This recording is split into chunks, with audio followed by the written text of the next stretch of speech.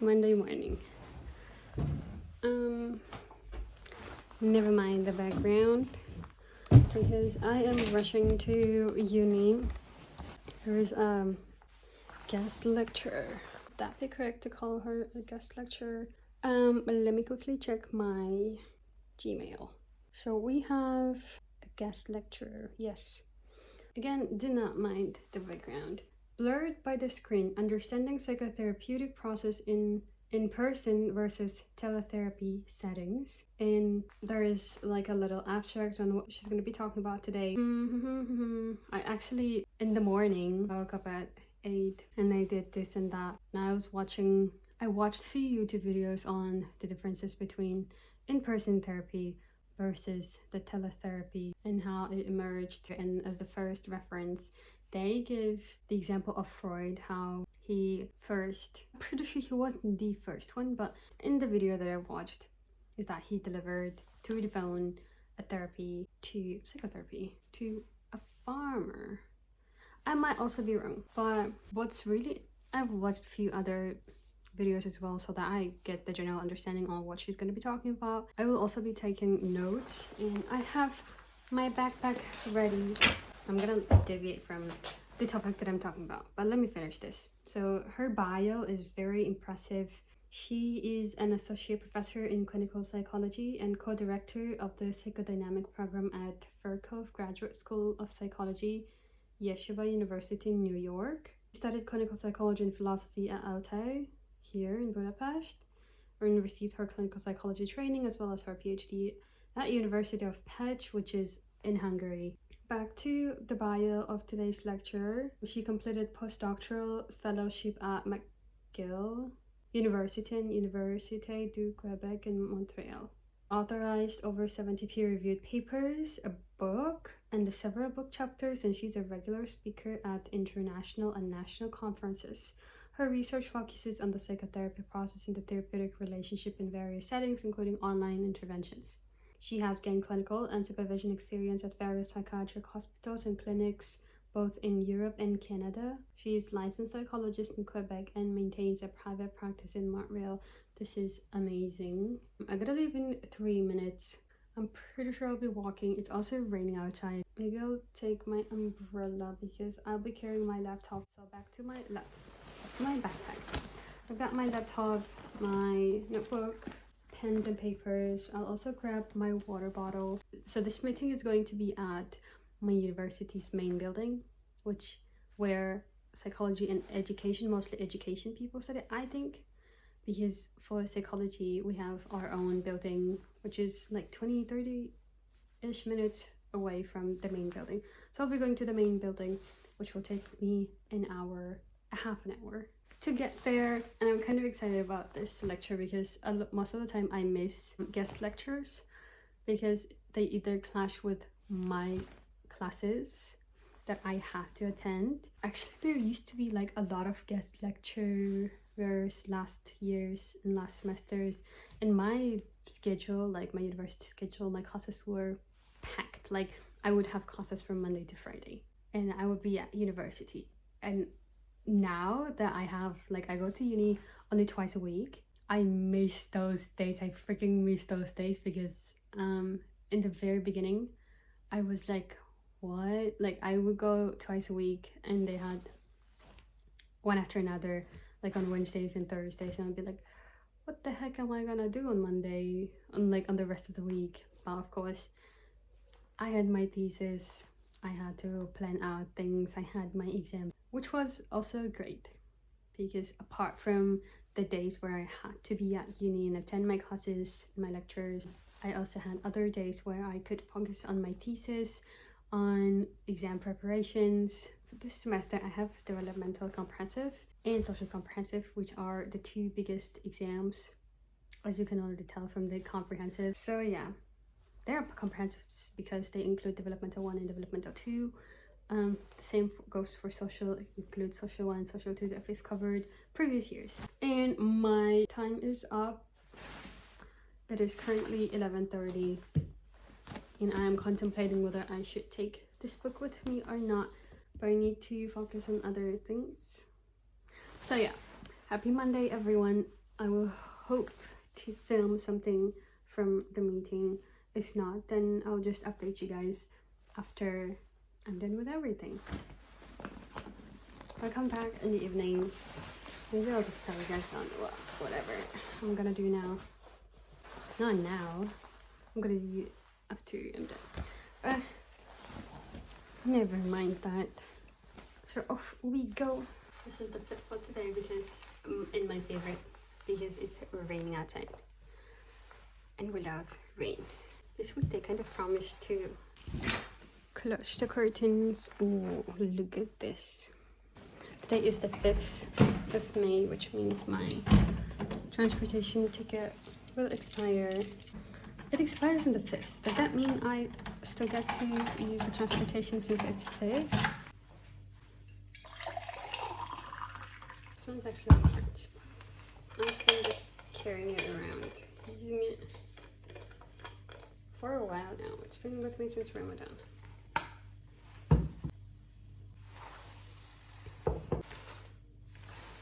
Let's check the map.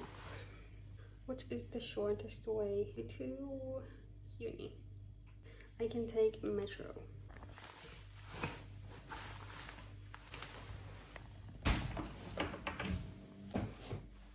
I always do this mental list, or like just talk to myself and tell myself what things I should have taken.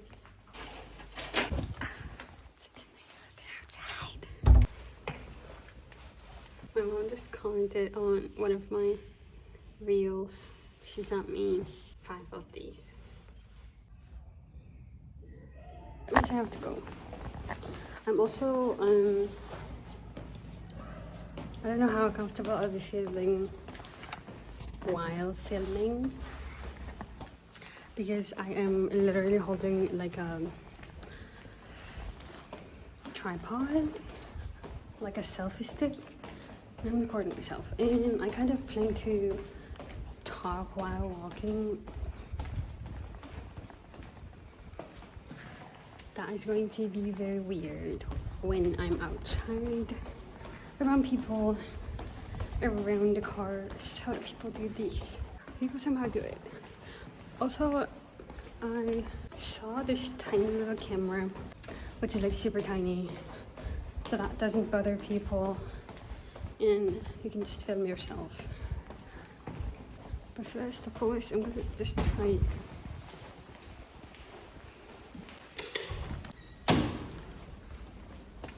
Oh, welcome aboard. Maybe I should have taken my umbrella. I hope to record in this part of the city because there are less people, and I'll be crossing the very crowded place in 5 minutes. So until that, I might just have to collect my courage, because there are already people outside, of course, but around me as well, that I feel like I'm clipping them out. But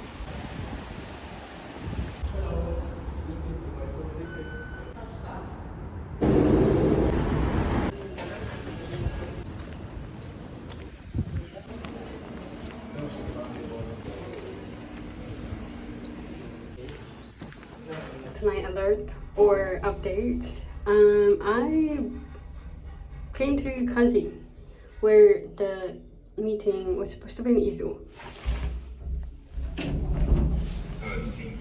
Just give yourself a biggest slap on your face.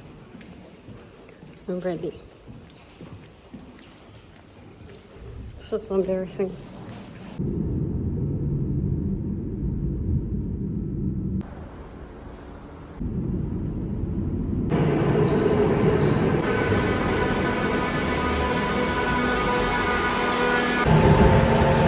Now I'm at uni. I went for a short walk for 25 minutes. I'm pretty sure I'm still gonna make it.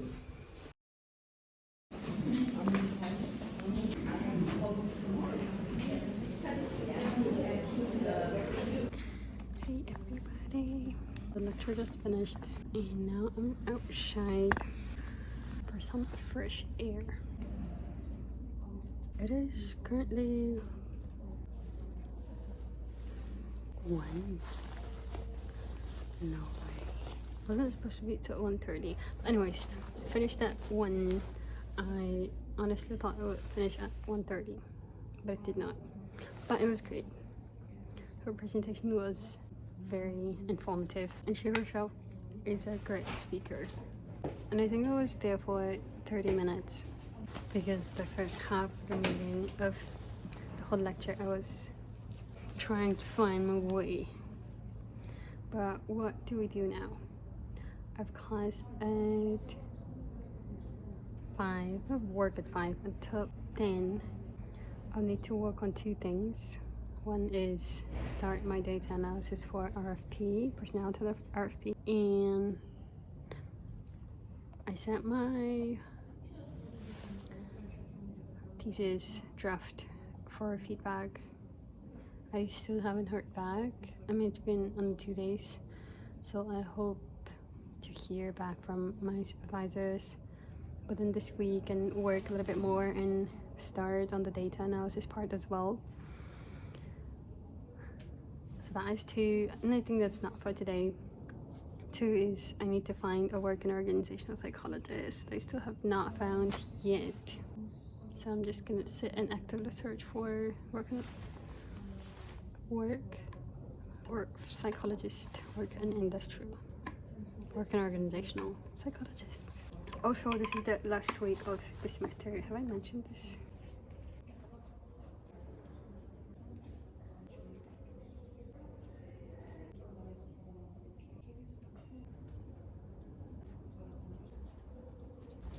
Let me show you the most iconic tree.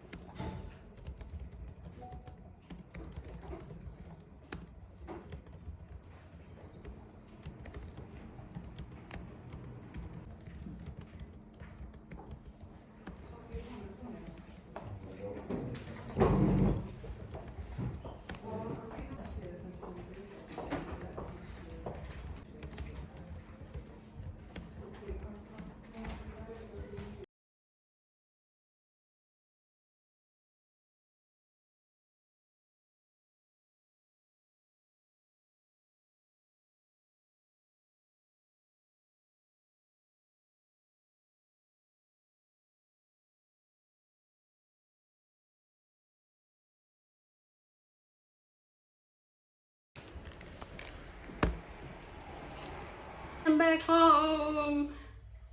Yay! So, the lecture was a success, I would say, because I enjoyed it and I took some notes. Here are my notes of 40 minutes lecture. I got 20 minutes late, and I think she also finished 30 minutes before, because it was supposed to be from 12 to 1:30. We finished at 1. I arrived at 12:20. But anyways, the class, as I've already mentioned in the morning, was on teletherapy. Let's see if this light helps. So it was on teletherapy. I don't think it helps. Does it? Because I don't see myself. Or maybe because I just got back from outside. It seems super dark. Well, anyways. Let me move this. So teletherapy versus in-person therapy. The result from the quantitative study. And the lady who presented this, I've also introduced her in the morning. She does a lot of quantitative study. Also, she mentioned few qualitative study results, which I'm going to come back. So I don't know if I've mentioned this part earlier, but before going to the lecture, I watched a few videos on what are the differences, what are the pro cons of of teletherapy and in-person therapy. A little, not like very comprehensively, but I think her presentation was very comprehensive. Quite comprehensive, or like comprehensive for me, as I am VA and I'm new to this. Yeah, I'm hungry. And the moment I got there, she was talking about how the face becomes central in teletherapy. I think I missed the intro part. And here she was kind of highlighting a few bullet points on teletherapy. So in teletherapy, face becomes the central part. In the actual in-person therapy, we pay attention to body language. Body language is one of the most important things, signs in therapy that actually helps the therapeutic process, the therapists to read, to notice something, etc.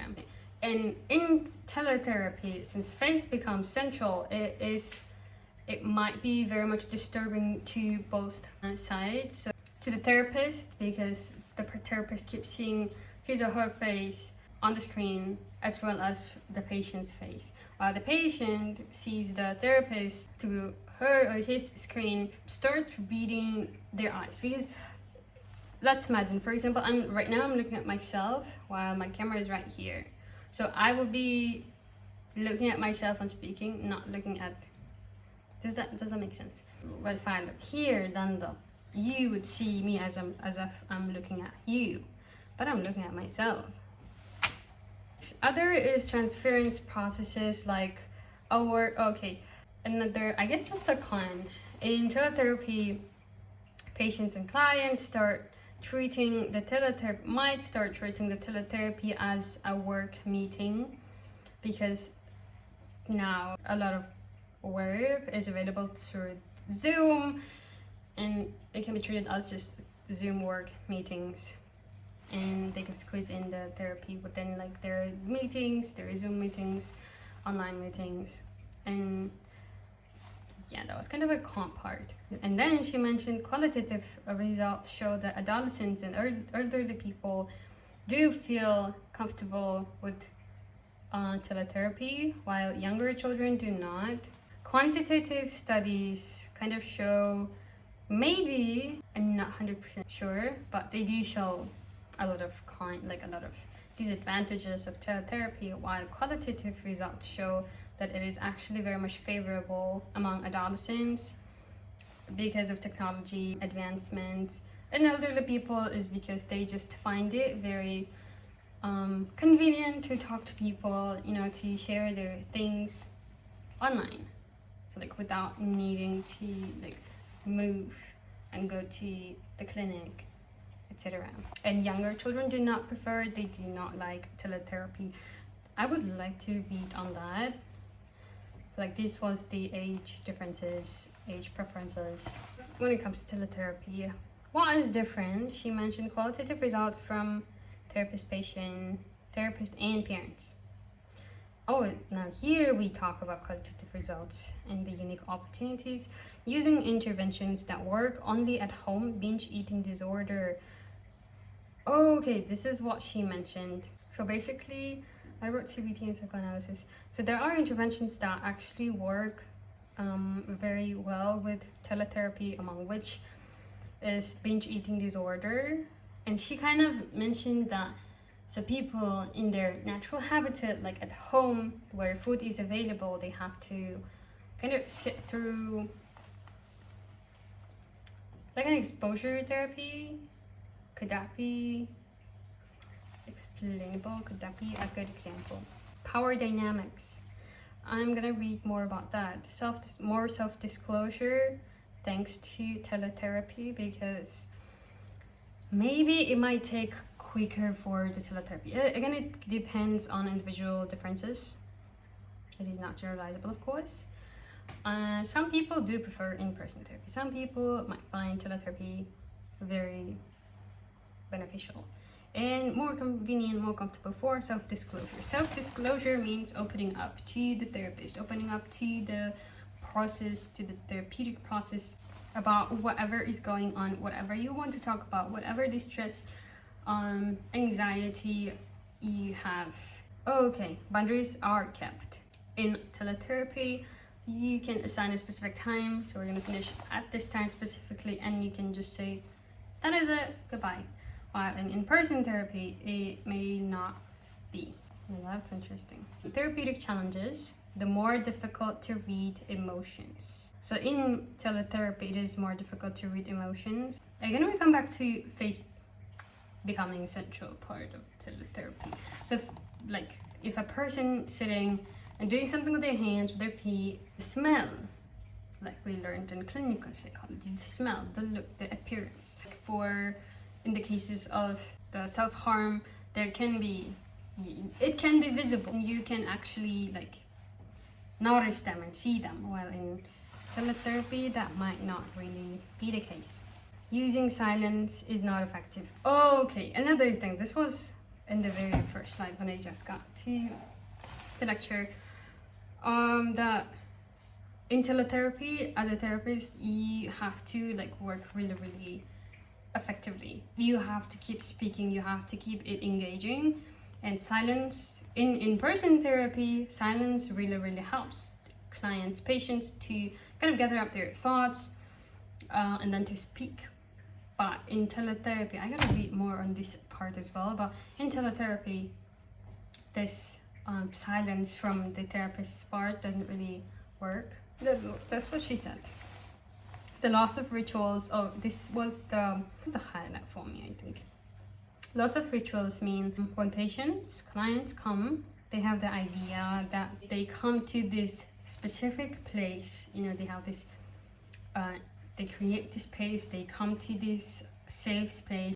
Since the clients successfully and hopefully have this place in their minds, and okay, I will go to this place, I will share with my disturbances, my worries, with everything, and they assign this place, they label this place like that. I hope that's a correct way of saying it. That's why in-person therapy is very helpful. On the other hand, teletherapy kind of takes away this space, and it might be lost.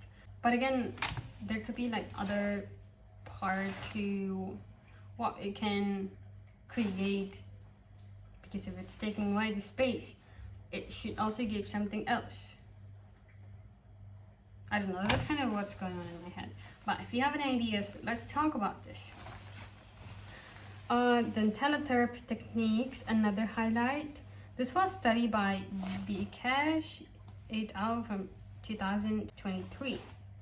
So we need to develop skills to use in teletherapy. Getting used to a new space, how to make the best of teletherapy. Adjusting the two modalities would be helpful skill.